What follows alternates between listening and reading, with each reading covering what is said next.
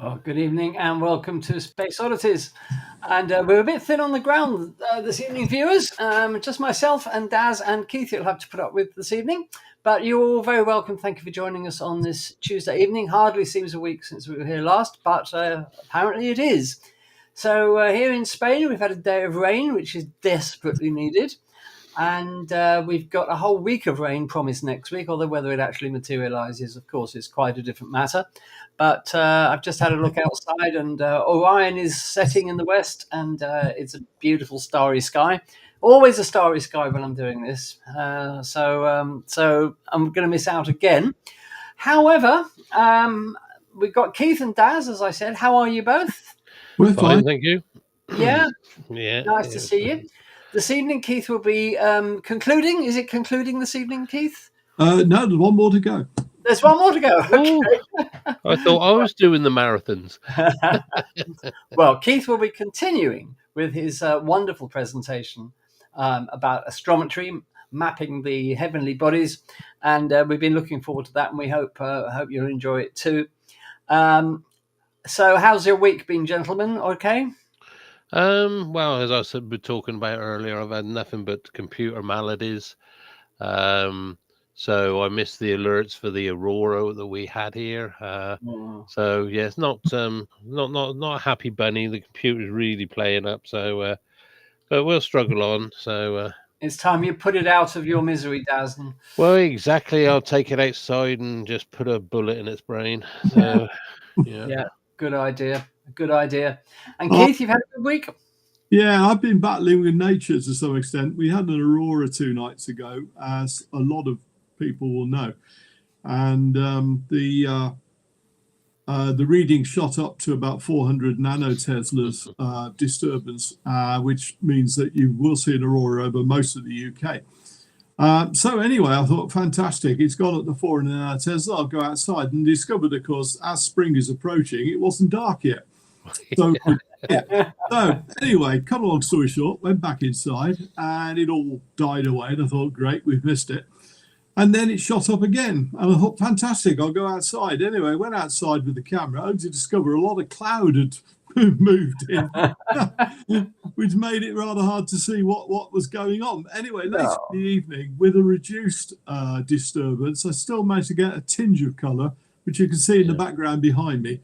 There is a little bit of aurora there, but nothing. It's nice. You can just see it. Yeah, you got it. Fantastic. Yeah, it's as I said, I missed the alerts and all that thanks to the computer maladies. But as you say, but the thing is, it happens so often that when we do get a sort of like a decent storm come in, which will give us a aurora at our latitudes. Of course, if you're up in Scotland, you stand a better chance than where we are, sort of like in the Midlands area, and Andy in Spain, he's never seen one. No. So it 9 times out of 10 they'll come and hit us at midday or something like that.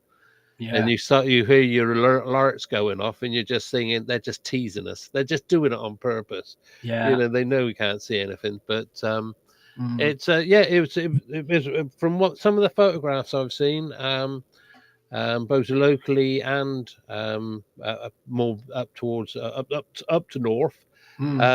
They seemed it was quite a strong display for quite large swathes of the UK. But as I said, I missed it thanks to computer problems. Well, there we are. Never mind. These things happen. But we may talk about auroras and things a little bit later on. Yeah, sure. Unfortunately, because neither Roger nor Rachel are here tonight, we're not going to have a viewers gallery tonight. Really sorry about that, viewers. But they're the two who had the magic to make it happen. So we will hold your images over until next week. We'll have a bumper gallery next week. So we apologize for that, but we will show you images. To have no worry about that. And if you would like, of course, to send those aurora images in, I'm sure some of you got some aurora images this week. If you'd like to send them into the gallery, as always, send them in an email, 1 image per email, please, to spaceodditieslive@gmail.com. And we'd be grateful if you could entitle your email gallery entry or something like that. But do whatever you do include the word gallery, because that's how it automatically gets picked out and stored in the appropriate place for Rachel or Roger to pick it up. So please do include the word gallery in the title of your email. If you could get them to us by midday on Sunday for inclusion in the program on the following Tuesday, that would be appreciated. If you don't manage to get it to us by midday on Sunday, then it will be held over until the next week. But we do, as always, so much enjoy looking at your images and marveling at the incredible skill that you always show getting these images. Then do send them in an email to us, because we love them. It's as simple as that. And let's just remind you about the merchandise, which we do every week. So we have the Space Oddities T-shirt available.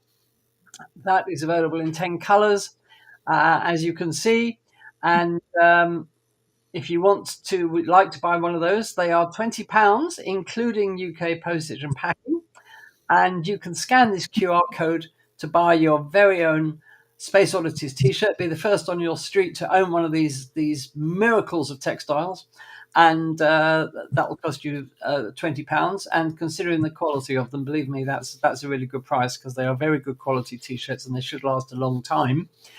But do remember that we've got other designs available as well. We've got the Lapel design T-shirt with the Space Oddities design placed at the position of the lapel, and these again are available in 10 different colors.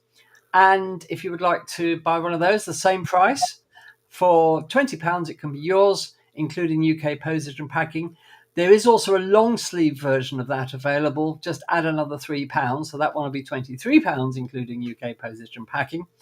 And we also have, of course, the Space Oddities hoodie in 2 designs: the zip-up type with the design on the back, and the over-the-head style with the design on the front. These are available in 6 colors, and these are £40, including UK postage and packing. If you're ordering from abroad, please add £10 to the value of your order to cover the extra postage and packing. So there we are. So you can do that. If you look in the chat now, you will see there should be some links to those. So instead of scanning the QR code on the screen, you can actually just click the link in the chat. And also these details are available in the description of the video on YouTube. So there we are. With summer approaching, you might want to give some thought to looking astronomically wonderful. So we hope that if you do enjoy them, if you do buy them, then obviously you enjoy them, because we've all got them, and they're really good. And we will be adding to the line of merchandise before too long, and we'll keep you posted about that. What else? I think that's probably about it. So buy me a coffee. Oh yeah, buy me a coffee. Yeah, of course. Almost forgot the buy me a coffee. The jar's nearly empty. Yeah, the coffee jar's nearly empty again. So if you'd like to support Space Oddities, you can buy us a coffee. All of the money that you so kindly give us goes towards keeping the channel running. You can scan the QR code, but again, if you look in the chat, then you'll see a link there as well. And thank you so much for those of you that have been buying us coffees. We are exceedingly grateful, because, as I say every week, like every other YouTube channel, we have bills to pay to keep the thing going as much as anybody else. Nothing is free, unfortunately. So help replenish our coffers by buying us a coffee, and we do enjoy it. Thank you so much. All right. Well, moving on. I think we'll do the news first, and then we'll come to you, Keith, if that's all right. Fine. Okay. So let's have a look at what's been going on in the news this week. Just give me a second to sort myself out here. And a lot of the news this week has been concerning the moon. There's been a lot of news from the moon. So let's have a look, first of all, at what's been going on with NASA and SpaceX. Now, this is an artist's impression of the HLS, the Human Landing System. This is the rocket that is going to put people back on the moon. Latest estimate, September 2026. but it is going to happen. So far, there hasn't been a lot of news about the HLS. It's a lunar variant of SpaceX's Wonder spaceship Starship, and it's specially built for going to the moon. That is to say, it doesn't have any aero surfaces, it doesn't have any flaps, and it has solar. You can see in the artist's impression, has a ring of solar panels around it for power. But there hasn't been a lot of news. They did have a mock-up of the nose cone section, the top section, at Starbase, which NASA inspected, but it's sort of gone a bit quiet. Well, no more, because what we saw this week was this. And what this was a test of the docking mechanism between the Starship and the Orion spacecraft that will actually transport the astronauts to the moon. So the idea is that Starship will launch uncrewed from the Earth, fly to the moon, and then the Orion spacecraft with the astronauts who are going to land on the moon will dock with it in lunar orbit. And they've been testing this docking mechanism. And last week they ran 200 different tests on the docking system, and it all appears to have gone very well. So this is the first time we've seen any real flight hardware from the HLS. So things are coming together slowly, and it's all going ahead. And with any luck, we are going to see people touch down on the south pole of the moon in 2026. Although, as always, you have to say that date is subject to change, because we've been here many times before with different dates projected. But if it all keeps the schedule, we'll see people walking on the moon at the south pole of the moon again in 2026. Now, more news from SpaceX. Kathy Luders, who was a little while ago appointed general manager of SpaceX, she used to be head of the commercial crew program at NASA. That is the launch of astronauts on SpaceX's Dragon spacecraft to resupply the space station with astronauts and cargo. And she's taken a bit of a step up because she is now no longer just general manager at Starbase. She is the general manager of Starbase, and she has really taken over the whole running of Starbase. Elon Musk is stepping back a bit from SpaceX at the moment because, as we know, he's got all sorts of issues with X, formerly Twitter, and Tesla. And he's given the job of being the general manager at Starbase to Kathy. She comes with an impeccable pedigree in spaceflight. And obviously, we wish her all the best of luck. It'll be interesting to see how it goes. Talking of the Starship, the third integrated flight test, the attempt to get Starship into orbit for the first time, should now happen around the third week of March. The license from the Federal Aviation Administration is imminent, they say. So that should arrive possibly within a few days. And then SpaceX are cleared to mount this attempt to get the Starship into orbit. There's been a bit of a release of information about what went wrong in IFT2. And basically the booster failed after the Starship separated from it because of a problem with the fuel filter, which cut the supply of fuel. And as a result, I think 6 or 7 engines just failed, and it couldn't complete the maneuver and was destroyed. And the Starship itself, as we know, blew up, and that was because SpaceX were using liquid oxygen as ballast instead of the payload it would normally carry. And SpaceX decided after separation to dump all of the liquid oxygen at the same time, which was not a good idea because predictably the oxygen caught fire and exploded, and that was the end of the Starship. So these problems have been fixed, say SpaceX, and won't happen again. So we will cover this important event, and I stress this is a really important event for spaceflight. In the third week of March, if it happens, then the date's subject to change, as always. But if we can cover it live for you on Space Oddities, we will indeed do so, as we have the previous 2 attempts to get that Starship into orbit. Elon Musk himself has said he thinks there's an 80% chance that the mission will succeed in getting Starship to orbit, which is the most important thing. And once the Starship goes into orbit, that changes spaceflight forever, because it will prove that the Starship is a viable vehicle, can get into orbit, and it's a complete revolutionary game changer. So we will keep you, as always, up to date with what's going on with Starship. Now, back to the moon. Well, you may have seen in the news that the Odysseus lander, which unfortunately, as you may remember, toppled over when it got to the moon and landed on the surface. This is actually an image taken more or less at the moment of touchdown.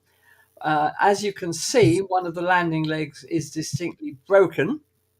And the whole problem was, as we were saying last week, that the LiDAR system to navigate the Odysseus lander down to the surface failed.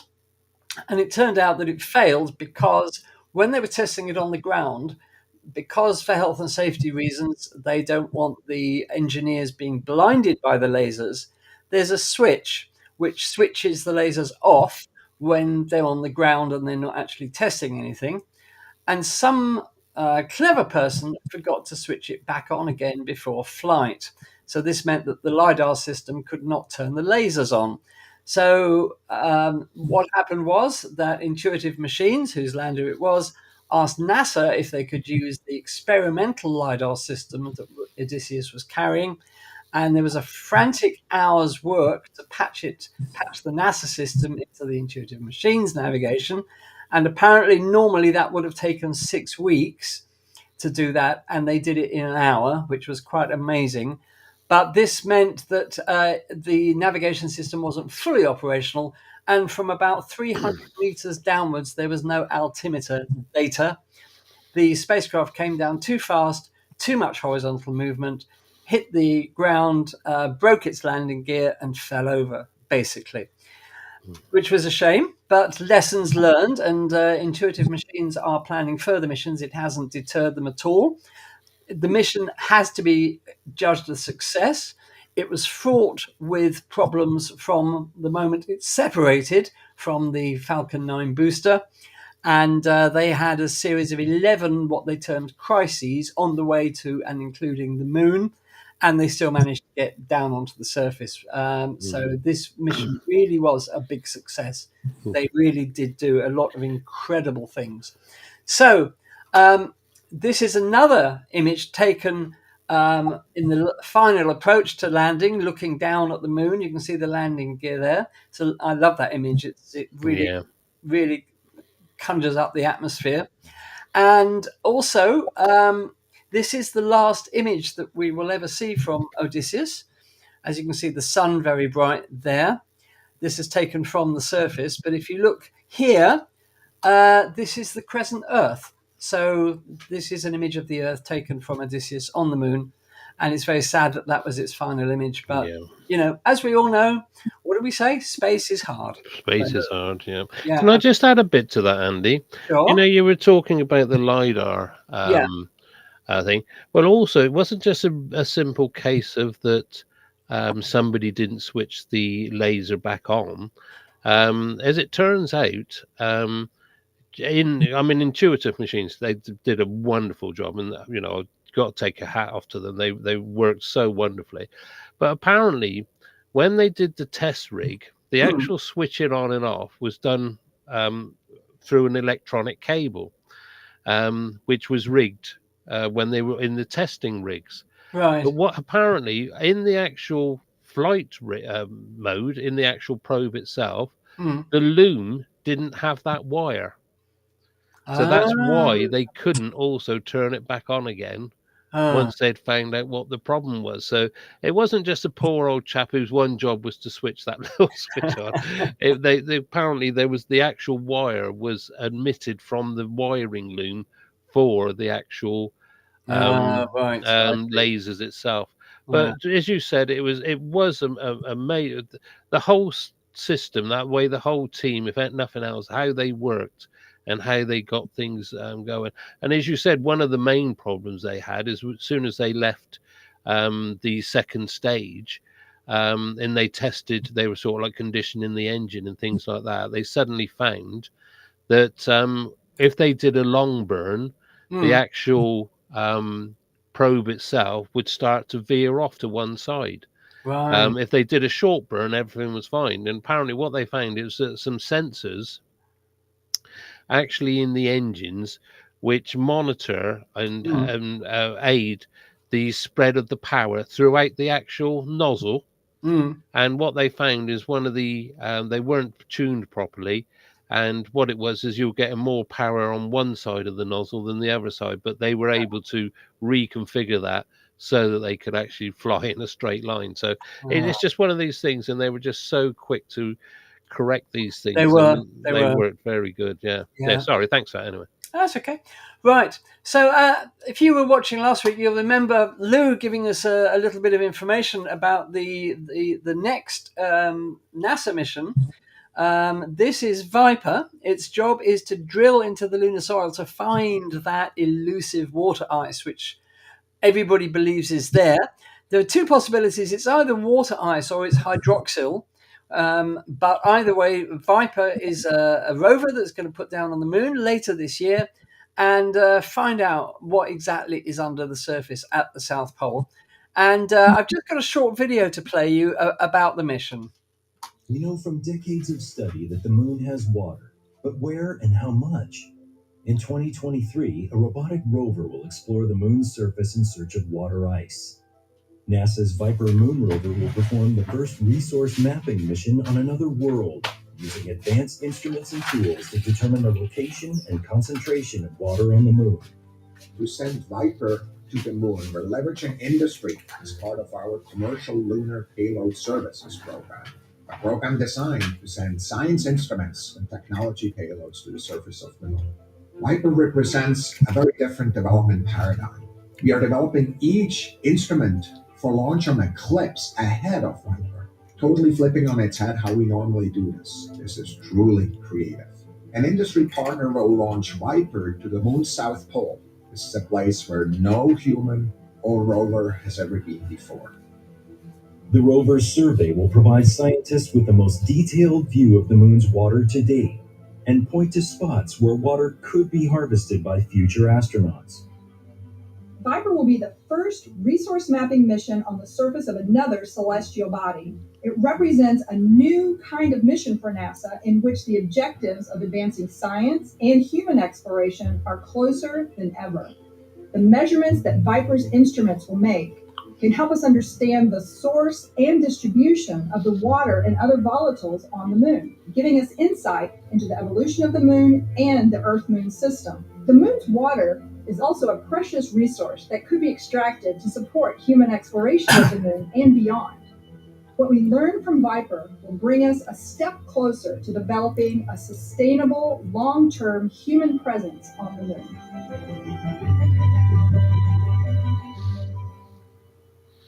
So there you are. So that's a little bit about Viper. Really exciting mission, and we await the results eagerly, shall we say. Okay, staying with the moon, you may remember this.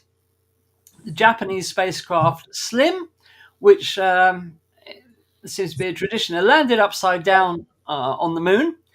But the amazing thing is that it has survived the lunar night. Now, as you probably know, the lunar night lasts a few weeks and the temperatures go down well below zero. And the Japanese spacecraft has been so well designed that, contrary to expectations, it actually started transmitting after the lunar dawn.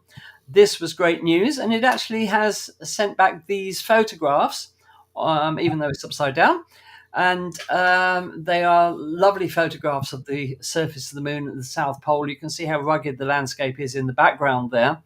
And they've now put the lander to sleep again, ready for the next lunar night. And we'll see in a couple of weeks whether it has survived its second lunar night, which will be very, very interesting. Now, news from the James Webb Space Telescope, or specifically the Space Telescope Science Institute, which manages the James Webb Telescope and the Hubble Space Telescope, amongst other space telescopes.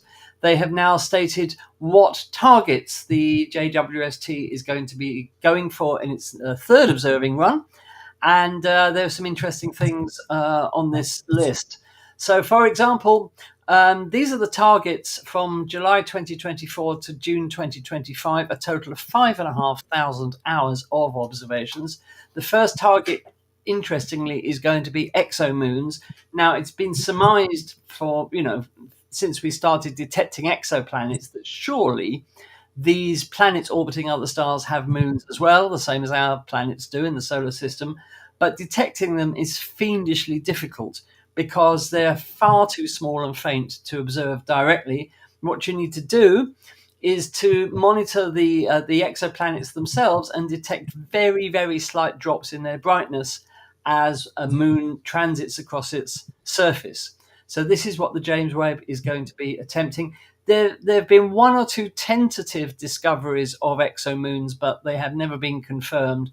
So it'll be interesting to see whether these moons can be found and what they can tell us about the planets themselves, as well as the moons, of course. So that'll be an interesting observing target for the James Webb Space Telescope. The telescope's also going to be looking at supermassive black holes and investigating them in the early universe, because it turns out that there are some very, very well developed supermassive black holes in the very early universe. Now, these, of course, have to be investigated because our quest to understand how galaxies evolve depends on us understanding these supermassive black holes and how they affect their host galaxies. So the question is, did those supermassive black holes form through stars collapsing, stellar mass black holes, that is to say, not supermassive black holes, but did the early stars collapse to form black holes which then merged into supermassive black holes, or are the supermassive black holes the result of giant clouds of molecular hydrogen collapsing spontaneously under their weight into black holes, which would explain why they have such huge mass so early on in the history of the universe? So this is what the James Webb is going to be investigating. The telescope is also going to be investigating the large-scale structure of the universe, the so-called cosmic web, these filaments across the universe that galaxies form at or form in, and the galaxies form at the nodes of these strands of the cosmic web, if you like, these sort of threads of gas that stretch right across the universe. And the Webb is going to be investigating that. And also the Webb is going to be investigating dark energy, this mysterious something that is causing the universe to accelerate in its expansion. So those are the targets for the next observing run, which officially starts in July 2024 up until June 2025. So it'll be a fascinating year to see exactly what the Webb discovers with all of those things.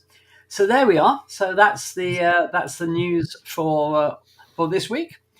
And something that I didn't put in the news, that 3 new moons have been discovered around Uranus, and I think 2 was it around Neptune. So we've got some new moons in the solar system to talk about. Needless to say, they're very faint and small, but they have been discovered. So it raises the totals of moons for both Uranus and Neptune. I think didn't Uranus have? I can't remember how many moons Uranus has. I think it was 16 for Neptune, wasn't it? It's now 18 or something. I can't remember the exact figure. Yeah, they're finding them left, right, and centre now, aren't they? Yeah, they are. It's and not they're using to find new moons. So there we are. And also they're using AI to find these things as well. Yes, so, that's right. AI is going to make a massive difference to astronomy, and it's only just getting started. It's really excited the possibilities of using AI for data analysis in astronomy. Anything there in the news take your fancy, Keith? Struck by the Viper rover, which rather resembles that trundling oven on wheels in the first Wallace and Gromit film. But, Yeah, doesn't it? It reminded me as well as of the a bit of the Russian lunar cod as well. oh So, yeah, soup tureen on wheels. Yes. yeah, that's right. It's Viper's about the size of a golf cart, apparently. So it's going to be really exciting what it finds. If it doesn't find any water ice below the surface, and obviously it's going to look in the most promising places, that will be interesting in itself, because all of the indications from lunar orbit are that there is ice trapped in lunar craters that haven't seen the sunlight for billions of years. So it's going to be really interesting to see what Viper finds. We haven't got a launch date for it yet. At the moment, they're just saying later in the year.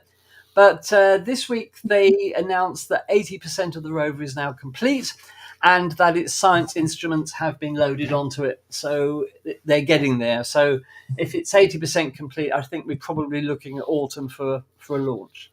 Yeah, So, this sounds exciting news.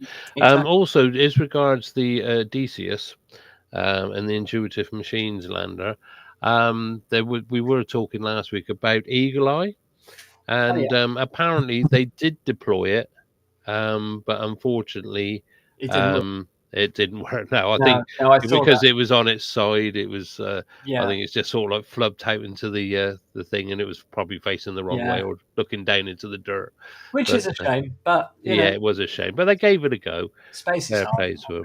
as we say. Yeah. All right then. So moving on, Keith, would you like to tell us a bit more then about astrometry? I nearly said astrology then. God, isn't that terrible? Yeah, you're nearly cancelled then. Oh dear me! I'll wash my mouth. Or I'm explosion. so sorry. Remember, I have the power. Okay, so there we are, sir. Thank you very much. Yeah, it was Patrick Moore who said that astrology proves one thing and one thing only, that there's one born every minute. Yes, that's right. Anyway, this is part 3 of the astrometry set of things that I'm doing. There is a part 4 when I will look at distances to galaxies. That will come up obviously next time, whenever we define next time, of course. Right. Well, to look at distances to stars, there is actually more than one technique, but I'm going to focus tonight on parallax. Mm-hmm. Basically, any object which you can view from 2 positions can be located using triangulation, and that is why human beings have 2 eyes, and for that matter, most, if not all, animals, because if you've got 2 eyes, you can see things in 3D.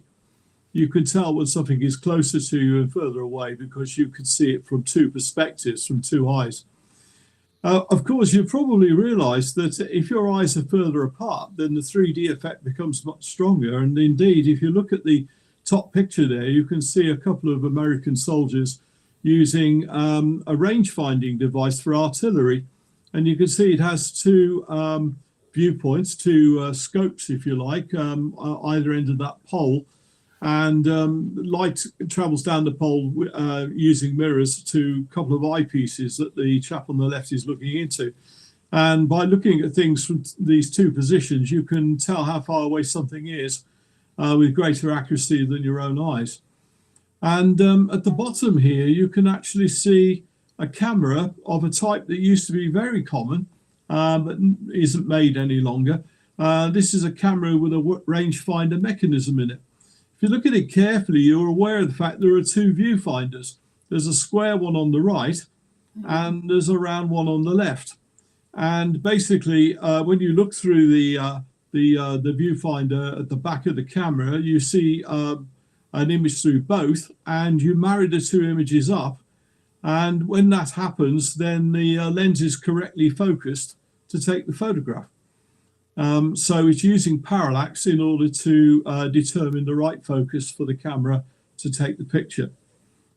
It's quite ingenious, and I used to have a rangefinder camera, and I do remember the effect was quite easy to use. Modern autofocus cameras don't do that, because actually what they can do now is look for the edge contrast of objects. And obviously, if you've got a sharp edge on something, then you know that the object is in focus. Right. Now, basically, the way parallax works is if you were, for example, to hold a pencil up in front of your face, or maybe your raised thumb, as shown in the picture here, and closed one eye and looked at it, and then closed the other eye and then looked at it with the other eye, so to speak, if you follow what I'm saying, blink backwards and forwards, then you would notice your thumb or the pencil moving from side to side, because you're viewing it from two different viewpoints. And clearly, if you move your thumb or your pencil further away, then the alternate eye blinking technique shows less movement of the pencil or the thumb. So you're aware of what is close to you, because you get a big movement, and what is further away, because you get a smaller movement. And that's what we use for determining the distance to stars. And the man who actually came up with the idea was a man called Friedrich Bessel in the mid-19th century. And what he realized was that obviously your two eyes are not far enough apart, and indeed none of the equipment we saw in previous slides would do. But the entire diameter of the Earth's orbit would give you enough variation of viewpoint to be able to detect a movement in the position of a star relative to more distant stars in the background. And that's what this diagram illustrates. If you were to look at a star at position A in the orbit, and then later on at position C 6 months later, the Earth will have completed half an orbit, and of course your viewpoint has moved sideways by 2 astronomical units, or about 300 million kilometers. Okay, so the star appears to move against the background, and you see a slight angular variation in its position, and half that angle is the angle theta on the diagram, and that is called the parallax angle. And what you actually see with the star themselves is that if you were able to monitor the star continuously as the Earth went around its orbit, you would see the star move against the background in an ellipse, which you see illustrated at the bottom right of the picture. And that's basically it. Now, what we got here is a picture at the bottom that isn't actually working, unless I'll try clicking on it. No, it's not going to work. It's a moving GIF, but it isn't moving. We'll move on. And basically, this parallax method works quite well for stars that are close to us. But as you'll appreciate, the angles we're trying to measure are pretty small. And the resolution of the telescope and the effect of the Earth's atmosphere are things that make it far more difficult to measure parallax angles, which is why things have taken off in recent years, because we've now been able to put observatories in space where, of course, there's no atmospheric smearing of the stellar images. And indeed, the latest of these astrometry observatories is called Gaia, which was built by the European Space Agency and has been in space now for about 11 years. And during that time, it has actually mapped the positions of 2 billion stars, or very nearly so. And before it, there was another ESA probe called Hipparchus that also mapped a few 100,000 stars. I remember Hipparchus. Yeah. By the way, there's something interesting. Groundbreaking. Yeah.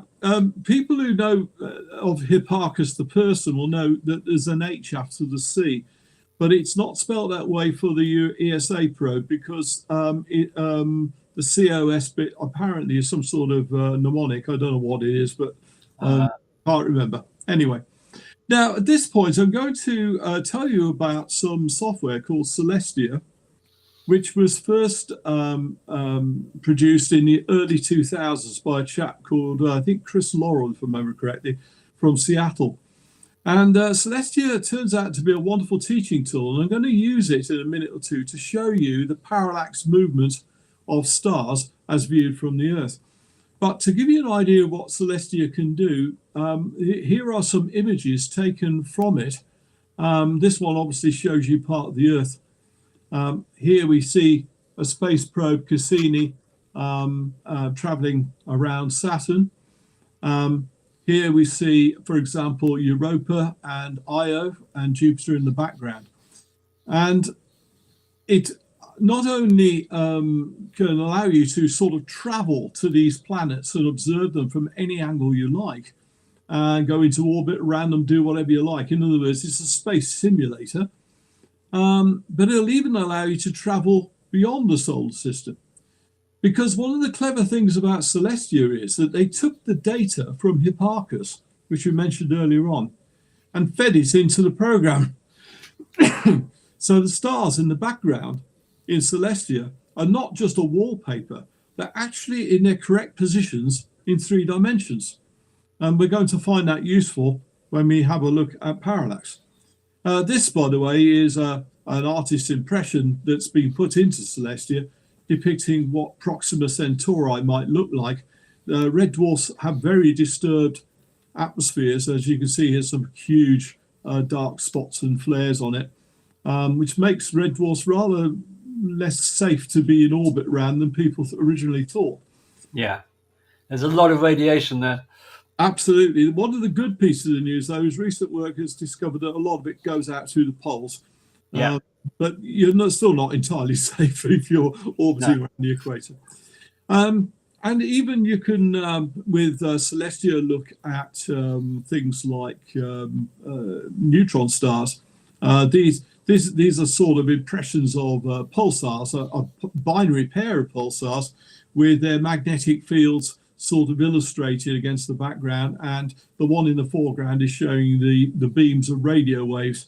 Obviously, these are artist impressions of what is invisible, but you get the idea.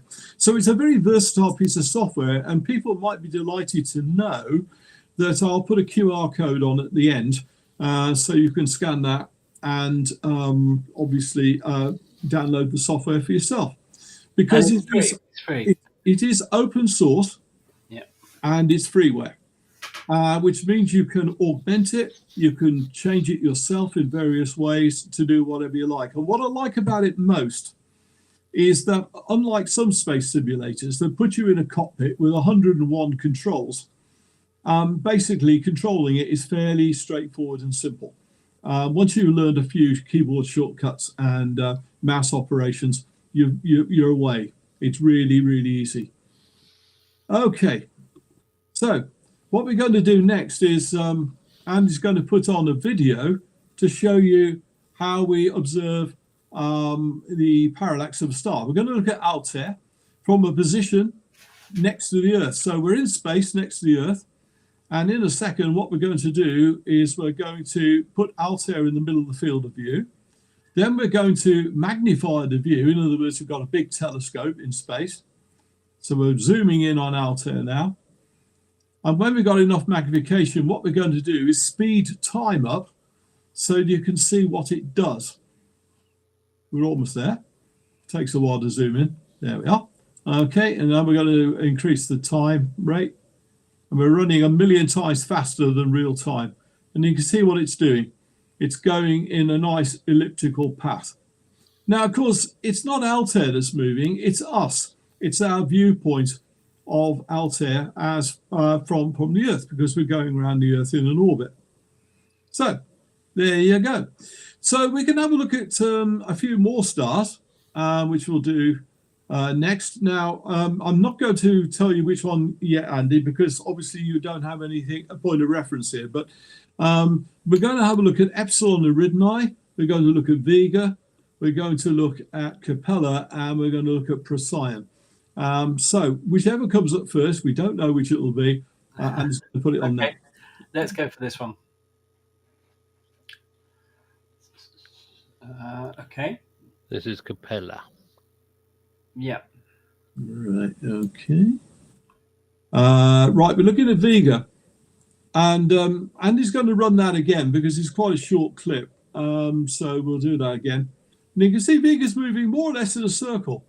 Now, if you're looking at a star that's more or less due north or due south of the Earth, then in fact it will get a more circular path. In fact, the pole star, for example, would make almost a perfect circle in space. Okay, let's pick another one. Okay, one sec. Just give me 1 second.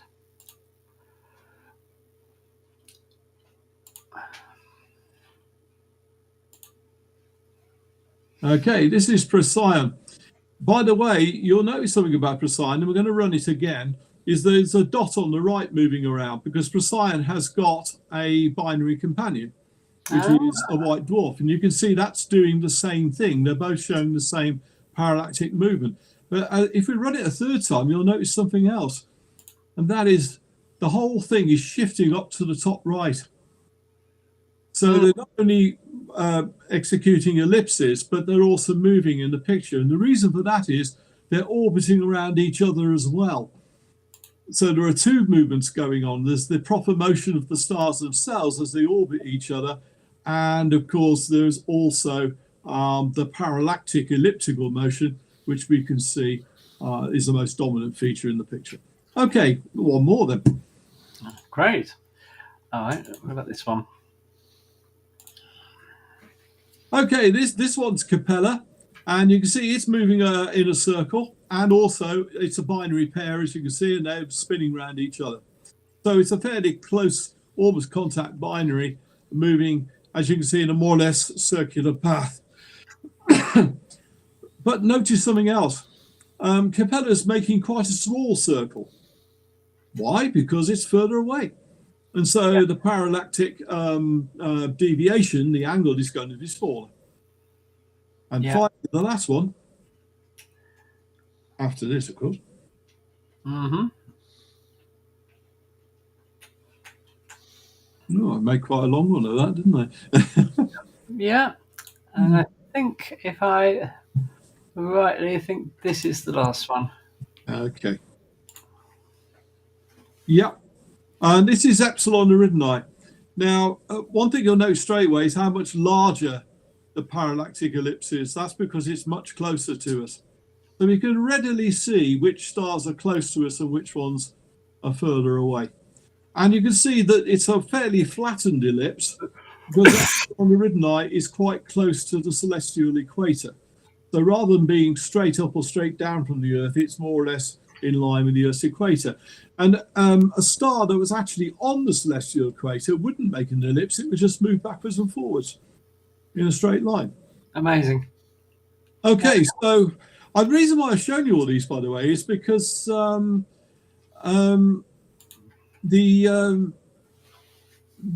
thing is that a lot of textbook diagrams show parallactic motion as just being a circle. They're not aware that actually, you know, there are different shapes depending on the celestial latitude, if you like, the declination of these objects. And another thing, if they're in the southern celestial hemisphere, they go round in their parallactic ellipse in the opposite direction. So there you go. Right, okay, we'll move on to the next slide.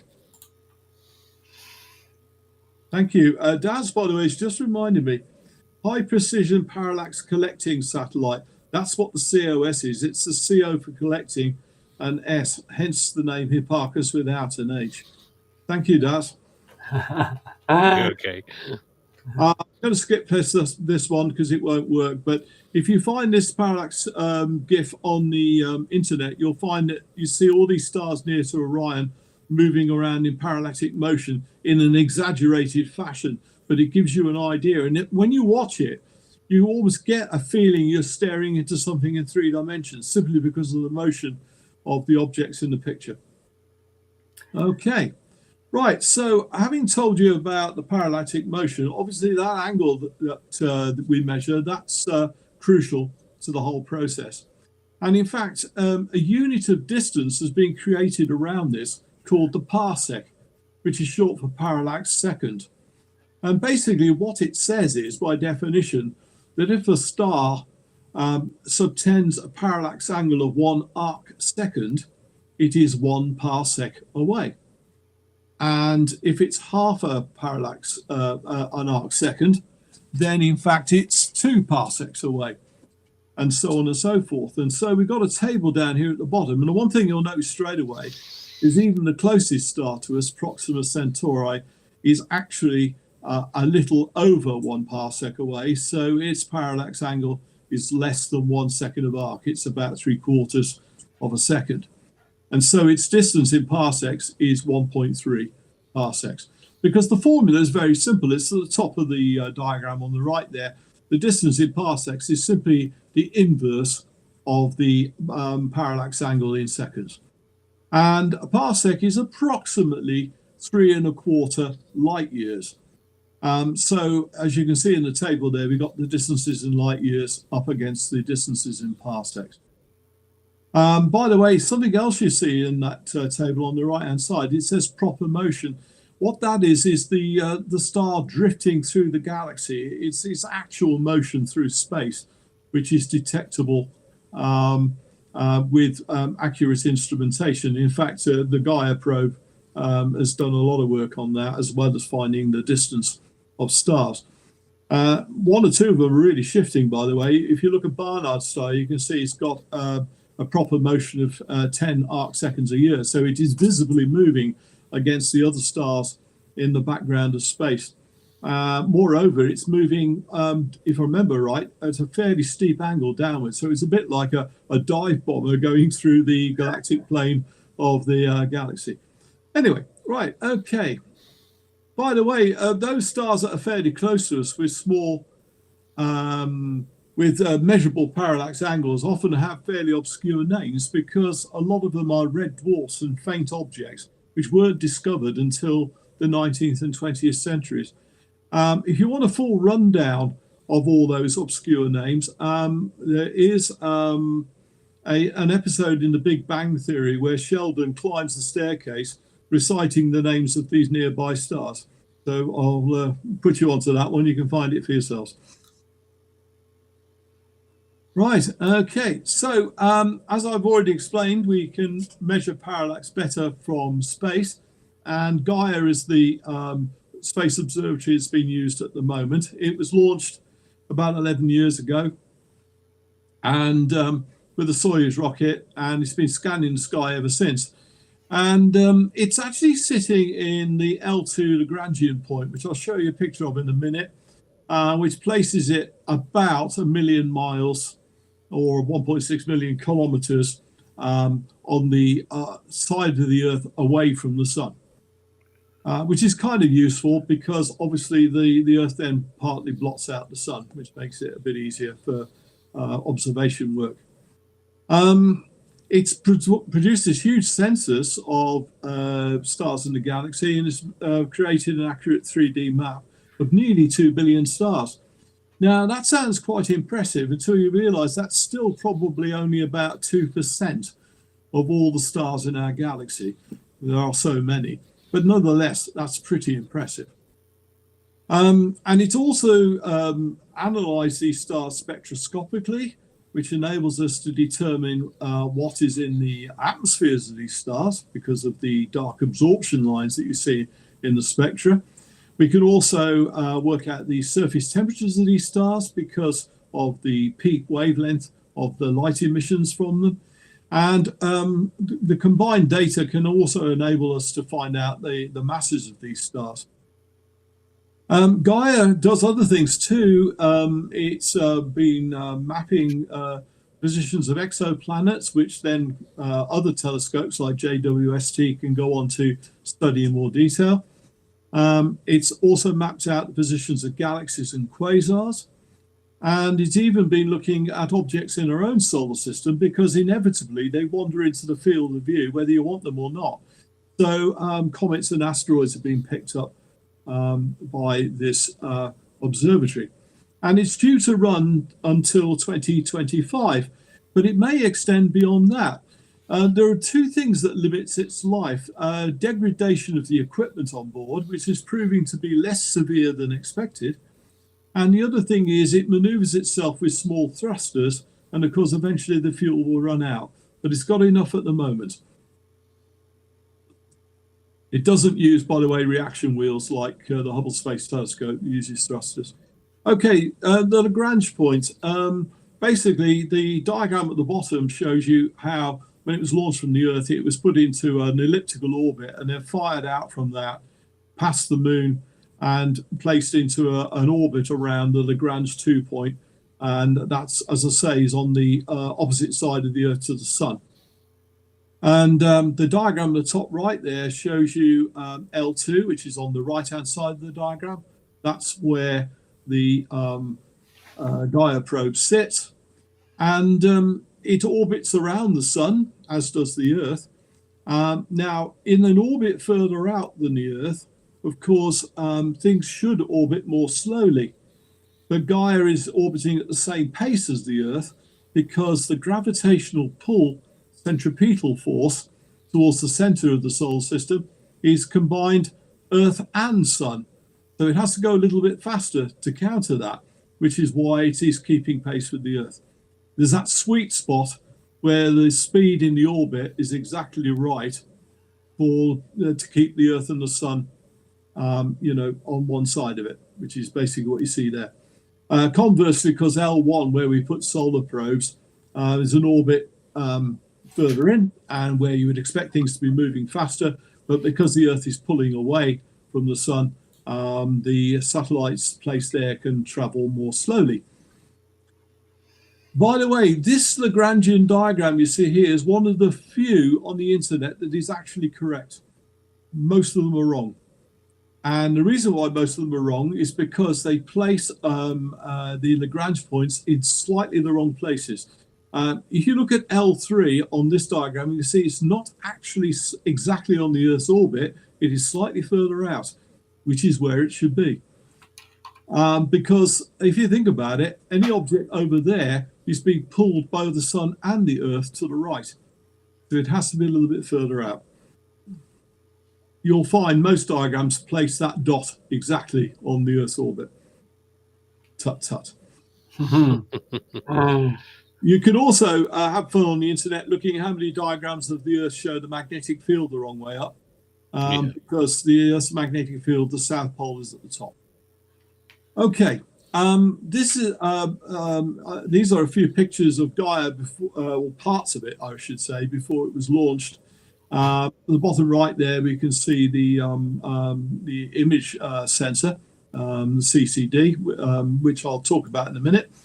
The bottom left there, you can see one of the two primary mirrors that are in the Gaia Observatory. They are, if you like, slices of a large parabolic mirror. If you imagine a very large parabolic mirror and cut a rectangle out of it, that's basically what you're looking at in the picture there. And if you look at the top diagram, you can see the two primary mirrors are placed about 106 degrees apart from each other. And the light from those mirrors then actually reflects off several other mirrors before finally reaching the sensor, which is why the focal length of this telescope is an enormous 30-something meters. Wow. But it's all folded in. Yeah. With multiple mirrors, and that's how they've achieved it. Obviously, if you've got a long focal length and you're going to get more magnification, you can see things, you can see smaller movements more accurately.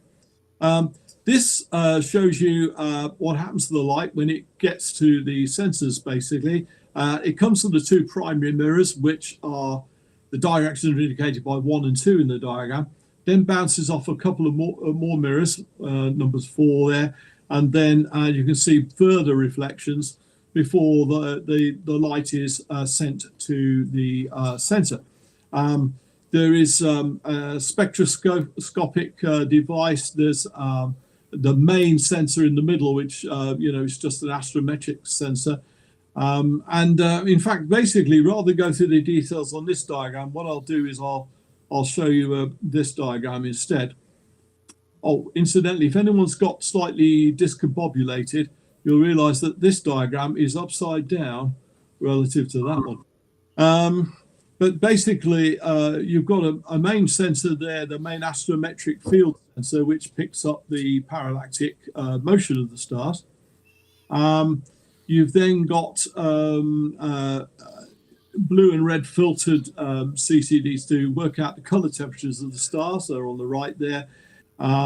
The radial velocity spectrometer basically measures the Doppler shifting of the spectrum of these stars and therefore determines whether the stars are moving towards us or away from us.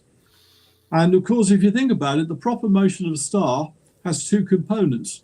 It's got a sideways component, which we call the tangential velocity, and it's got a component towards or away from us, which we call the radial velocity. Of course, you can see the tangential velocity because the star moves against the background. But the radial velocity, if it was coming straight towards us, we wouldn't detect any motion. But the spectrum gives it away because it's Doppler shifted. It'll be blue shifted if it's coming towards us and red shifted if moving away. And so by combining that radial velocity information with the tangential velocity information, in its vectors, of course, you can work out the true motion of the star. And that's basically what it's doing. Now, this is a huge sensor. At the time, it was record-breaking. I think it's been beaten several times since, but it was very nearly 1 billion pixels, which, is quite extraordinary because even the most, well-equipped cameras that we use for everyday use are only up to about 70 megapixels. So there we are. This is more than 10 times that. So these were the goals for Gaia originally. It was designed to measure the astrometric properties of 1 billion stars. It's done nearly 2 billion, as it turns out, down to an apparent magnitude of 20, which is pretty faint. And it can determine the positions of stars. Now, not surprisingly, the nearer the stars are to us, then the more parallactic angle we're going to have. And the thing is that the brighter stars are more easy to measure as well. The thing is that there are limitations on the accuracy of the data. And of course, the further away the stars are, the less accurate their data becomes. But nonetheless, it gives a theoretical limit of between 11.5 million light years in terms of the measurements we can make as to the distance of the stars. So about 20 million stars were predicted to be measured with a distance precision of 1% and 200 million to within 10%, which is pretty good. That's pretty good. With 10%, you can get right to the galactic center, which is great because it means we can determine the positions and motions of stars through a fair-sized chunk of our own galaxy. And that enables us to determine what the galaxy is doing now and what it might have been doing in the past. Right. So that's basically that. I'm just going to move on without bothering with the rest of that stuff. And it can also look at extrasolar planets that I've already mentioned. It uses the astrometric method, i.e. if you've got an exoplanet orbiting a fairly low mass star, then it'll cause the star to wobble. And that wobble can be detected by observatories like Gaia. If you think about it, if the wobble is side onto you, then you will actually see it in the astrometric sensor. And if it's wobbling back and forth towards you, we'll pick it up in the spectroscopic analysis instead. And again, it's a case of putting together the tangential and radial velocities to determine how the star is moving and therefore what kind of planet is all around them. And by the way, to do that, you just use Kepler's laws, which, as we already know, date back to the 17th century.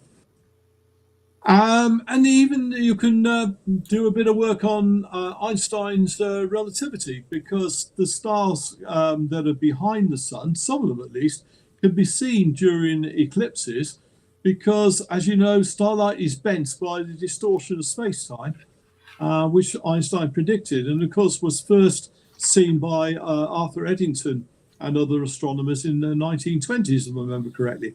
But Gaia can do that even better because it's got the Earth as a sort of baffle in front of it, enabling it to observe starlight being bent all the time. Basically, it can measure also the proper motions of stars.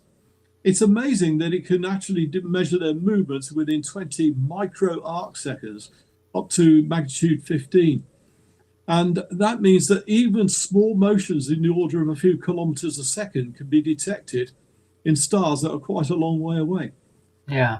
And finally, it can also pick up asteroids with orbits that take them inside the Earth's orbit and around the sun. Now, from Earth, this is difficult to do because if we want to look at an asteroid or a potential impactor of the Earth that's in the sunward direction, well, it's daylight, isn't it? So you need to be in space. And of course, Gaia is perfectly positioned to do that kind of research. And it's these asteroids that worry us most because obviously they are a collision risk. Right, okay, well, that pretty much sums it up. And I'm going to natter for a little bit longer while you guys, oh, it's gone. I was going to say, while you guys scan that QR code. But in the next episode, I'm going to talk about finding the distance to galaxies, which has been determined in two ways, which is Henrietta Leavitt's discovery of Cepheid variables, which are high luminosity variable stars, and the Tully-Fisher relationship, which relates the rotation rate of galaxies, spiral galaxies, that is, to their mass and therefore their luminosity. And that enables us to work out distances. And getting beyond that, well, we're then into looking at redshift, cosmological redshift. Yeah, absolutely. Okay. Well, there you are. Thank you. Thank you very much for that. Yeah, thanks for that, Keith. It was really interesting. Yeah. Yeah. I mean, it's it's the ingenuity of astronomers never ceases to amaze me. Given a problem like that, how do you actually measure the distances? Ian, it is fascinating. So these are very clever people. So thank you, Keith. I think we'll slot you in for the week after next, if that's okay. Actually, I'm pleased you said that because I do need a week's break. Yeah. Yeah, that's fine. Okay, so Keith will be back in 2 weeks to present the final part of his wonderful series of presentations about this fascinating topic of astrometry. And thank you, Keith, for explaining it so well. It's been well presented. Well done, Keith. That's lovely. Yeah, thank you very much. Oh, thank you. Okay, so next week on Space Oddities, I will be telling you all about gravitational waves. And they've been a lot in the news over the last few years since their discovery in 2015, and the promise that they hold for understanding the universe and answering a lot of basic questions we have about astronomical objects, particularly high mass objects like black holes. So I'll be telling you all about gravitational waves next week, and I'll look forward to doing that. So put that in your diary, gravitational waves on Space Oddities next week. So what we're going to do now, just a quick reminder, if you would be so kind, it's really helpful to us if you remember to like, subscribe, and leave a comment on the video on YouTube when it's published, and that would really help because it really does get the infamous YouTube algorithm to notice us more, and to spread the word of Space Oddities throughout YouTube. So your likes and comments and subscriptions are all incredibly valuable to us, and we thank you for those. So we will now move on. And how are we doing for time? So, Daz, lot been going on with the sun recently. Yeah, it certainly has. I mean, we had Keith mentioned it earlier on. Unfortunately, I missed it due to my computer maladies, but we won't go into that. The sun has been. We keep saying this. The sun's been very, very active, and of course, we know that. Aurora is really dictated to by the sun's activity. What's actually happening on the surface of the sun dictates how it basically is how it affects the Earth's atmosphere and especially the ionosphere and things like that. Basically, it's as I said, we've had two two events in the last couple of weeks. Well, the first one happened on the 22nd, which was a solar flare, which was recorded at X 6.37. Now, that at the moment is the highest valued solar flare we've had for this cycle 25. But of course, everybody was saying, oh, this is going to be Aurora. But no, they were all disappointed because flares on their own only give us radio blackouts. That's the main problem we have with solar flares. If they happen with a CME, and also you happen to have a extenuated, that's probably the wrong word, solar wind, because you've got I was going to say a black hole, a sun's a coronal hole happen to be on the same side as well. This all increases the chance of us getting auroras. And what happened last week that for the aurora that we had, I think it was Saturday or Sunday, was that I haven't been able to find one single event that could have actually caused it.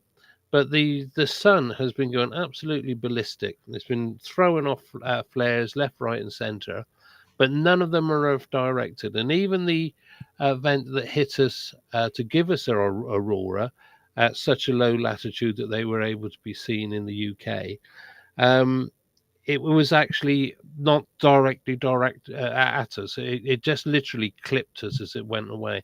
If you go back and look at my previous presentations on the Carrington event in solar storms, you'll hopefully be able to get an idea of what I'm actually talking about. Because involved, and what I'll do is I'll just quickly, I'm not going to do it all tonight, but as I said, I've been doing this little series. It's a bit of a elongated. It's like War and Peace at the moment. I'll just give you a little bit of things. So if I just put this up here. Now, this is an extension of as I said, the presentations I've already had. So please go back and have a look at them. And hopefully you'll be able to glean a little bit of understanding of what these things actually are. As we get a solar storm, they're usually called the main events that we're looking at is coronal holes, CMEs, coronal mass ejections, and solar flares. These are the main things that we're actually looking at. And these don't all have to happen together to give us a solar storm. And this is why they're very hard to predict, that if we see a CME, a big CME, or a very large solar flare, whether or not it's actually going to affect the Earth's atmosphere with enough effect, give it a bounce, because it rings like a bell, to actually give us some decent auroras. And of course, this is the effect that everybody else will see. But sometimes we get hit by things. If we get a very large solar flare, and they can be up around the X40s and things like that, and we're talking about Carrington events, etc., where these are big events where they've got flares, CMEs, and all that all involved. But if we just get a very large flare, the first we'll know about it is 8 minutes later, because the main thing that produced with flares is X-rays. And of course, this is light. So the first we will see about it is our magnetometers will give us what we call a magnetic crochet, which is a big blip in the tracings as they go along. And that'll be the actual first part of the actual storm that we'll actually be getting hitting us, because it's light. It's traveling at light speed, 8.5 minutes, you'll see a blip. Now, following on behind that, you'll get a magnetic storm, which will include some radiation, solar energetic particles, as they're called, SEPs. And this will also give us reactions in the upper atmosphere. But usually a solar flare on its own will not give us any sort of like exaggerated aurora. It's not going to come down far enough. And of course, when we talk about these solar storms and we talk about solar flares, we're looking at the 5 things we're looking at, and you'll see these dates on the side. And these dates on the side are the storms that took the gold medal in each of these categories. And you will notice that none of them are the same storm, are the same date. So none of these have actually won the actual competition. Even the Carrington event, which is the 1872 event here. Actually, no, that's not even. It's not even that. Actually, it's the 1859. Sorry, the 1872 was the aurora, which virtually reached. If we had had cameras, digital cameras at the time, auroras would have been seen possibly at the equator. They came down that far.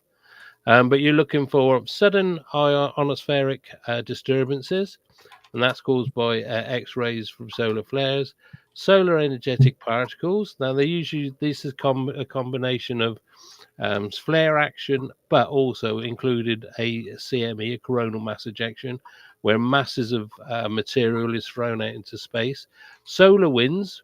Now, these can be created by the events we talked about already, the flares and the coronal mass ejections, but they can be enhanced by coronal black holes. And if they are the main producers. I mean, we've always got a constant wind of some description from the sun, with all these particles coming towards us. And as Keith did mention about Gaia and all that, we've got to be concerned about this weather because of degradation to satellites. And if we get a big event, then they can degrade solar panels and the equipment within them almightily. You lose decades of potential working of that satellite. It can be just taken away in one fell swoop. And then you've got the magnetic storm again, which is included in the CME and the flare. And again, this is what causes all our radio blackouts, GPS problems, and also we also measure aurora, which I mentioned just a little bit. How big the aurora is, how energetic it is, will also give us an idea of what this flare is, what these storms are actually going to be like. Sorry, there's a question just popped up. Just noticed. Sorry for asking. Why do we get these spots in the first place? Sunspots are something completely different. And if you, well, I won't go into sunspots too much, because what they are, these are caused by magnetic events that are happening below the coronosphere, which is basically what we call the sun's surface, and they can bubble up and they actually break through magnetic loops, break through the actual sun surface, and it actually, I know it sounds silly, but it causes a cool spot. And as we look at it through different wavelengths, and also if you can look in white light, we see a dark spot because the actual area there is actually cooler than the actual surrounding area. But I won't go into those too much because they're quite complicated things, and I'd have to do basically do another show on this. So, of course, when we talk, what would the wrong one? So here we go. Now, I can't read this. It's my own thing. I can't see it. So, of course, I was talking about the Carrington event, and this is the base point. It was seen in 1850, I think it was 6. It was. And it was actually witnessed by a bloke called Mr. Carrington. And he then, almost at the same time, here we go. Magnetometers at Kew Gardens, about 8 minutes later, recorded the crochet that I was talking about, the magnetic thing, the magnetic glitch in the actual trace itself. So, and it was him who actually put together the fact that there could be a link between the two. I mean, he wasn't in contact with Kew Gardens, but when all the evidence came through, it was Mr. Carrington and there was another chap, and I can't think of his name offhand. They saw the event. They were actually looking. well, they weren't looking at the sun, never look at the sun directly. They were probably doing a reflection onto some card or something like that, to be able to draw. And he actually produced a drawing of the solar flare that he saw and how the magnetic reconnection happened, and the magnetic arcade formed and actually moved across the actual sunspot itself. Yeah, I know I'm sounding a bit thing, but he actually drew it, and that's why he became the event became known as the Carrington event. And of course, it was also recognized for the simple reason is the telegraph was just becoming into its main. It runs off batteries, and because they had no electrical mains grid or anything like that. But what happened was they found that the telegraph things themselves started to arc. They used ticker tape, and sometimes the ticker tape actually caught fire on. Also, possibly a couple of the operators got got electric shocks, and this was because we didn't, of course, we didn't know anything that the sun would actually interact with the Earth in this way. And what it does is it's when a big storm hits, our atmosphere is compressed, more and more radiation can reach the ground, electric currents are induced into the ground, and it wants to get out. So the best way to do it is out through cables. And of course, we had hundreds of miles of cables of telegraph line. It induced stronger currents, not very big currents, but it's accumulative, and this is what was causing the problem. What they did is they disconnected the telegraph, but because the current was being induced in the wires, they could continue talking to each other for hours at a time. Although it did come in and out, of course, like any storm. The rain gets harder, soft, hard, soft, like that. So, but of course, we always talk about things like the solar storms or mega flares, kill shots, micronova, Armageddon from the sun, or the wrath of God, power grid killers, any space event that is going to weaken in our magnetic field, and which will destroy all the electronics on the Earth and things like that. This is all doomsday stuff. We have experienced Carrington events throughout the Earth's history, and we've experienced loads and loads of Carrington events since the original Carrington event. So what I will do is I will move on. And here we go. Oh no, take myself off. You didn't want to see that, sorry. So of course, this is what I said. It's all doomsday. Things are going to burn out. Of course, we've had problems with again with the induced extra current in the power lines. We had transformers basically melt and break down. People talk about it being sent back to the dark ages. Power lines bursting into flames, and whole houses burning into flames. But this is all just a fallacy, because we've experienced lots and lots of these events in the past. So that's all doomsday. So why should we be worried? Well, of course, we now know that it causes radio blackouts, which affects emergency services. It affects GPS, satellite internet outages, satellite cell phone communications, low Earth satellites, orbiting satellites. As what can happen, as well as the radiation degrading the actual or even destroying some of the components, you get what they call atmospheric drag, because the atmosphere will expand due to probably heat and things like that, and it actually forces the lower satellites into thicker atmosphere, which then makes them basically, they can fall out of the sky because it slows them down and they lose momentum, and then they will drop out of orbit eventually. Medical devices can be affected, aviation, and not only with regards to aviation, it affects their transponders, but also it can actually exposure of radiation for the crews and passengers. Power network outages, again, induce currents in the thing, causing blackouts, and of course we've got to worry about space colonization and tourism. So we've got to think about these things. Oh, I've done it again. Right. Now, how do we know that we've had these events throughout the history of the Earth?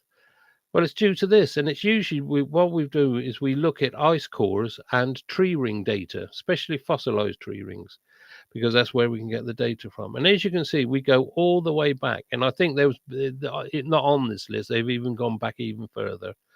So 5410 BCE, they found beryllium 10 spike in ice cores, and corroborated by tree rings, at least as strong as the as Carrington events we've experienced later in time. We've got there's 660 BC.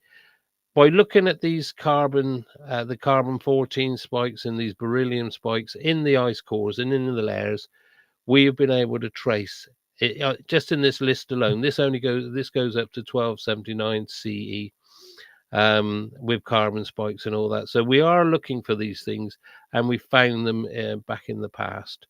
And like if you look here, it says 993 to 994 CE. It calls the carbon 14 visible spikes visible in tree rings, which was used to date Viking archaeological remains in Lenance Oaks Meadows in Newfoundland in 1012. I'm sorry if I marmalized that name. So as I said, it's also I don't know whether it did I see it on there? If you look at 774 and 775, it mentions an event known as a Miyake event. It caused the largest and most rapid rise in carbon 14 levels ever recorded. That is what a Miyake event is. I'll give you a little bit more information about that in a second. So, so the oldest Miyake event ever found, it's a French riverbed, if I remember right, Scots pines, and these were fossilized in the French Alps. And these were recorded, if I can find it, if I can get rid of this. Does it say there? 14,300 years ago. And when they've noticed spikes in carbon 14. Now, a Miyake event is slightly different from a Carrington event because it also includes cosmic rays. Being recorded in the actual things as well, because not only do we get radiation from our sun, we also get radiation coming in from outside our solar system. So if what I'll ask you to do, if you want to know a bit more and you want to read this, just come back in later and just go along and have a read of these slides. Next, a Miyake event is an observed sharp enhancement of the production of the cosmogenic isotopes by cosmic rays. That's all I'm going to say about that. But as I said, come back and have a look at these, and maybe you'll be able to glean something out of this, because we do need to know about these sort of events. But I'm just talking about Carrington type events, which are due to our local sun, not the Miyake events. So I can't read that. It was prolonged. So in 1582, we had prolonged severe extreme geomatic storm produced aurora down to 28.8 degrees magnetic latitude. So again, that was what was recorded, and it was actually, these were aurora were reported. Remember, this is visual aurora, not through digital cameras, because we didn't have them then. And if you look through here, at the least intense as the 1989 event, but less intense than the Carrington event. Now I'll go through these. I mean, the Carrington event was 1859. And this is, like I said, this is where Mr. Carrington and the other chap and the magnetometers, sort of like gleamed the link between what was happening on the sun was actually having an effect on the Earth at all.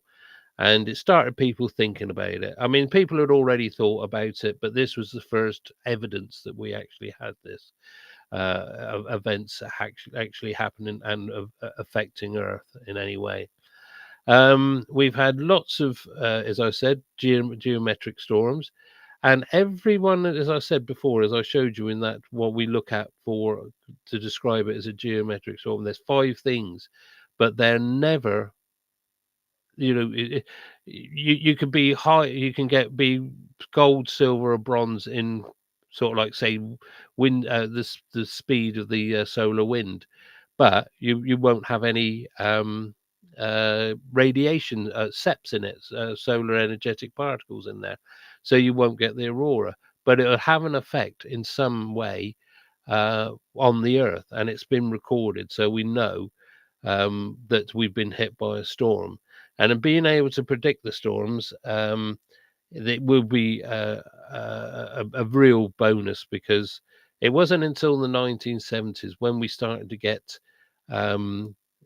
telescopes into space, looking directly at the sun using chromospheres and other filters, and I think you're looking at it in different wavelengths. Were we able to start putting this all together? This is just basically a story about the Carrington event and what happened. So if you want to come back, just have a quick read of that. That'll be great. So in 1903, a solar storm on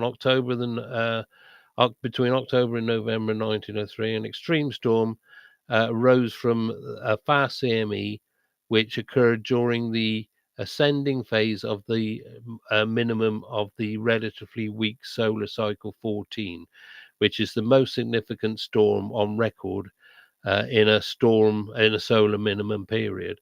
And what they're talking about there is we have or it's an 11-year cycle, but really it's 22 years, where we have what we call sunspot cycles. And then basically what it means is that for 11 years, we'll start from what they call a sunspot minimum. Sunspots will start to increase on the face of the sun, when we've associated possibly storms and things like that. It will get bigger and bigger, and then after sort of like 5-6 years, it will reach a peak, and then it'll come down again. So we'll be going down towards the minimum, and then once we get to the minimum, to the bottom of it, the actual sun's polarity, north and south, will swap. And then it'll do it again for another 11 years. Now, 11 years is only an average. They can last between 8 and 14 years. It's not an exact science. And there are names for these cycles. But we've got the 11-year cycle, or the full cycle I consider is a 22-year cycle, because again, after the 22 years, it will go back to the sun having the North Pole at the North Pole and the South and the South Pole at the South Pole. The actual polarities flip, and it's all the magnetism that's happening in the sun that we can't see that is causing all these strange effects that we are getting. Now I'm going to quickly flick through these, and then I'm only going to go so far. These are different. The what they call the New York Railroad storm. This actually caused a fire in a communications box on the New York railway station. There was a 3-day geomagnetic storm caused by the impact of an extraordinarily powerful coronal mass ejection on Earth's magnetosphere. It occurred on between the 13th and the 15th of May, and it was a part of solar cycle 15, and was the most intense geometric storm of the 20th century. Again, come back and read these, and because there's some more explanation here. We'll be here all night if I went through them all. So January 25, 26, You had the Fatima storm. Now that was has been associated with some religious things that happened, and there was a shortwave radio transmissions was shut down for almost 12 hours in Canada. And as I said, that's usually caused by the X-rays and the magnetic storm that comes towards us. Of course, all this with the radio breakdowns and things like that will only happen on the day side of the Earth. And it's only if we're still being pounded by high radiation and things like that will it actually affect the dark side as we come back into the day side. So we have got to look after these things. And as I said, we could go through all of these, but just come back and you can freeze the frame and just read about these different things. They've all got different names. But now this is where I'm going to come to. And there's one thing on here, as you can see, from September 1941. Of course, we've got wars going on during some of these events, which is going to cause problems. But if you come right to the bottom one, and this is where it gets what I consider something else has now happened that was probably more likely to wipe us out than a Carrington event. And that is in May 1967, the blackout of the polar surveillance radars during the Cold War led US military to scramble for nuclear war until the solar origin was confirmed. So, with all this breakdown of communications, they couldn't launch their planes. They couldn't basically, they thought they were under attack. And it was only because the scientists shouted at them that take the finger off the button. It actually went to I think it was DEFCON 2 or something like that. And they were on the verge of literally launching. So I'm going to leave it there because from there on, this is when like I said, we're in 1967. We're just coming into the space age. And this is when we were able to start learning about what was happening on the sun, how it was affecting us, and we still got a lot to learn. And when you talk about these solar storms, they have form, they have what's included in them. As I said, there are so many different aspects to a storm that it can either be a big storm for us and give us most of what we'll know is we'll see aurora. But to actually start affecting electricity lines and things like that, we really need to see if we can find and start predicting these things. Because normally a coronal mass ejection storm will take between 3 to 4 days, sometimes 5. But if it's all combined with a solar flare and everything's like that, the quickest one to ever actually reach us was in I think it was 1972, and it took just 14 hours for the main storm to actually hit us. And that caused another big problem, which we can talk about later. So I just thought I'll put that in there. So when you see aurora, as I said, they've come the instigator for our aurora has come from the sun, but we can't really predict. We can have a good guess, but we can't predict what's actually going to happen. So I'll leave it there, and I hope that just all explains a little bit. Right. So thank you so much, Daz. That's really wonderful, and lots of interesting information there. And it just goes to show that although the Carrington event is the most famous of its type, there have been similar events since, and presumably before the Carrington event throughout history, there have been similar events, and the characteristics vary for each one, so you can't you can't predict what's going to happen. I mean, involved in the actual storm, when it comes towards us, it's actually full of so much radiation and mainly magnetism.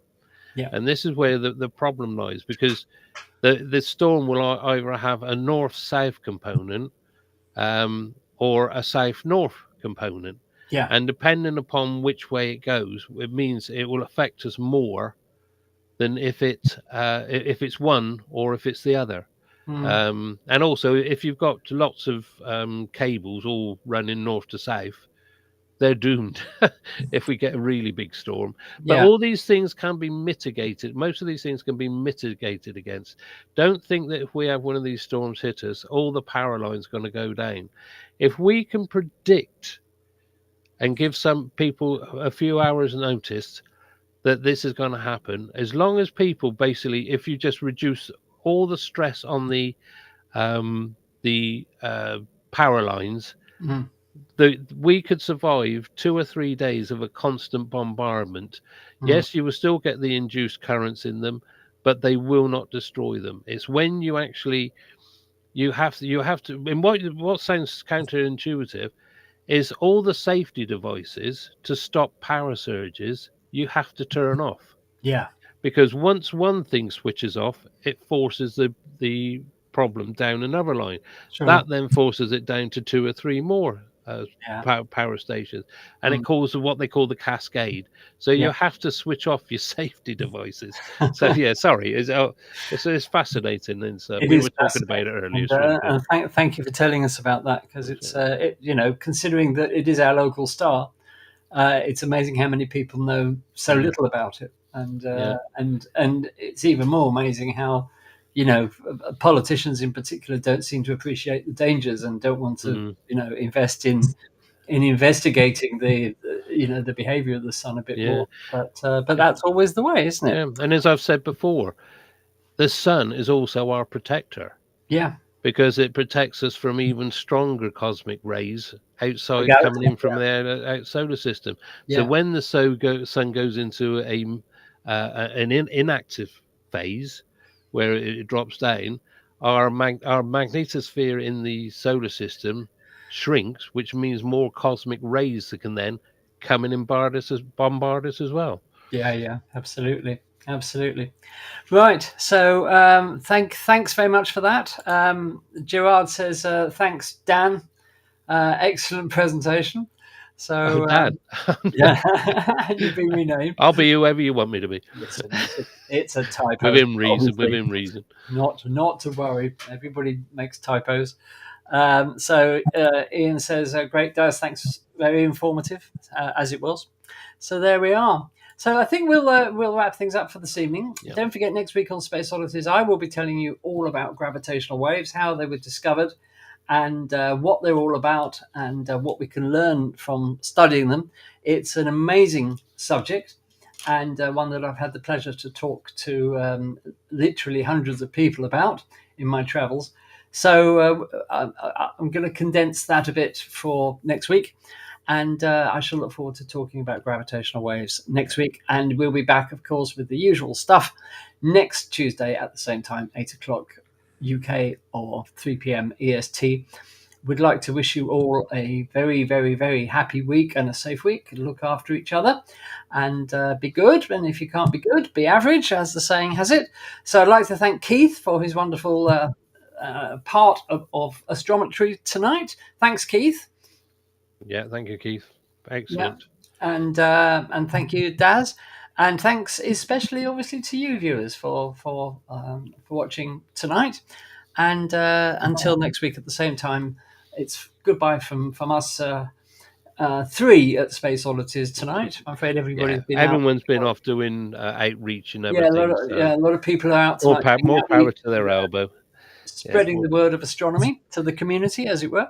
So we hope to have a fuller complement of Space Oddities. Yeah.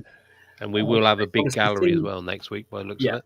I hope we have more of the Space Oddities and team. if you've got any of those Aurora pitures, please send them in. Yeah, do send your Aurora pictures into us. spaceodditieslive@gmail.com is the address. And we'll put them in our viewers gallery with the greatest pleasure. And thank you for your support. So from everybody at Space Oddities, including those who aren't here at the moment, thanks for watching, and we will see you next week. Bye-bye. Bye. Bye.